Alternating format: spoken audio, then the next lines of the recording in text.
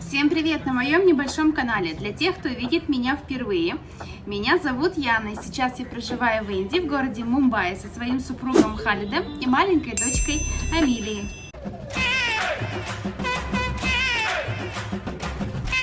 И сегодня у нас будет совсем коротенькое видео, и я хочу ответить на многочисленные вопросы, касаемые Амилии, моей дочки. Сейчас ей 3 года, она родилась у нас прямо в разгар пандемии, это было 13 марта 2020 года. Про историю родов и всего-всего прочего я уже рассказывать не буду, кому это интересно. Расскажу просто, что она у нас развивается спокойно, хорошо, без каких-либо проблем. Очень любит рисовать, любит писать, любит песни какие-то, танцы. Это прям вообще самое-самое для нее.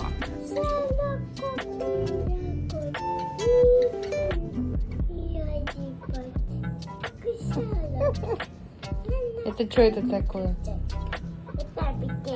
Принцесса так думает? Окей. В Индии Амилия пока не ходит в школу. Я знаю, что здесь как таковые детские садики отсутствуют, они называются уже школой. И различие между Россией и Индией заключается в том, что в России дети ходят и преимущественно развиваются.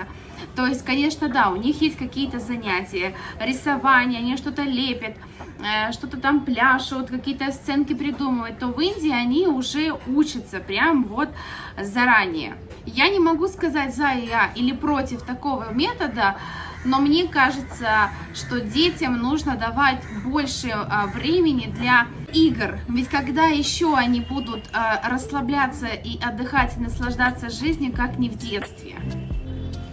В России она еще стоит в очереди на получение места в детском саду. Уже в прошлом году, когда мы были в Индии, оказывается, место она получила, но нас об этом никто не предупредил. Ни на госуслугах, ни на где-либо еще нас не повестили о том, что наша очередь дошла, поэтому мы были не в курсе. Кроме того, мы стояли с ней в очереди в детский сад 3 года. Вот. А на тот момент ей было 2,5, поэтому, естественно, мы даже и не ждали.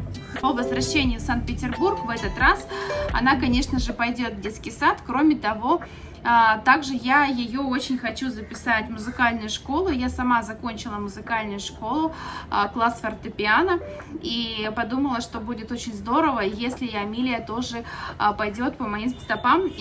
Музыка ей очень нравится, она очень любит сочинять и петь, и поэтому это прям для нее все.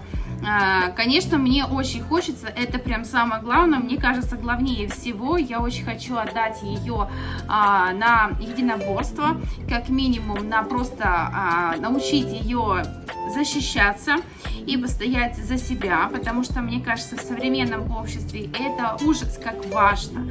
На самом деле это печально, но знаю по себе, уметь за себя постоять, особенно девочкам, нужно. Вы спрашивали, чем она занимается в течение дня, какие развивашки. У нее есть огромное количество различных игр, связанных именно с развитием моторики. Различные там пластилин, она что-то лепит, она что-то рисует, у нее рисунки идут пальцем, рисунки идут различными карандашами или еще чем-то. Кроме того, она любит, не знаю, просто играть в куклы, у нее большое количество кукол. Я недавно обращалась к логопеду, чтобы проверить ее развитие. Она у меня говорит на 3 языках. Точнее, пытается пока переключаться, но еще у нее речь единая, то есть все 3 языка она смешивает в одном предложении. Всем привет, мама, папа, Амия, Дона. Спасибо большое, молодец, пока-пока. Я на нее не давлю, просто постепенно рассказываю о том, что есть разные языки, и в разном случае нужно использовать разный язык. И она, в принципе, сейчас начала с этим справляться. Для того, чтобы поддержать правильное развитие речи, у нее есть занятия логопедические. Ну вот, для того, чтобы ребенок развивался верно. Ну и все остальное вы уже, конечно же, видели, что она любит платье, что она любит детей, что она ест. Вы мне очень часто спрашиваете, что она ест. Она не ест вне дома. То есть у нее есть четкий список продуктов, которые она любит. И чтобы попробовать что-то новое, у нее это занимает небольшое количество времени.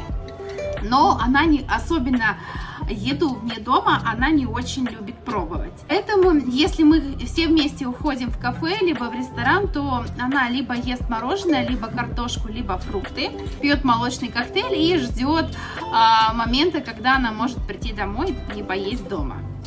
Дома она не смотрит мультики, сейчас у нее период отдыха. То есть уже 2 месяца она не смотрит мультики вообще. Мы читаем сказки, много у нас есть привезенных с собой книг.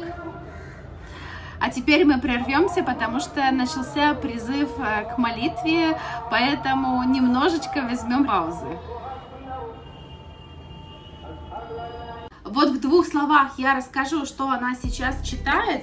Она очень любит сказки. Моя мама покупает различные сказки. Колобка, лисичка, сестричка, волк, там что там еще, репка, козлятки какие-то, гуси, лебеди, да, то, что вот вы слышали уже не раз от нее про гусей. Это покупает моя мама, она очень любит этого художника, поэтому берет часто его именно сказки. Еще Амилия одно время любила царевну, и мы частенько с ней занимались по этой книжке. Здесь нету текста как такового, здесь сугубо наклейки, то есть ты приклеиваешь наклейки на ту или иную страницу, ну и мы с ней просто придумывали какие-то тексты, сказки, рассказы для того, чтобы увеличивать ее словарный запас. Также она любит, это вот одна из ее любимых книжек, я купила ей однажды «Малышарики». Здесь мне нравится тем, что есть текст, а также этот текст разбавлен именно картинками, героями. То есть, когда я читаю, она может продолжать за мной именно. А также эту же книжку они читают на английском языке вместе с папой, то есть придумывают текст под картинки. Также Халида брат купил ей книжки вот такие вот, это уже английские, очень хорошие книги. Мне нравится тем, что здесь можно писать маркером и все дело смывать.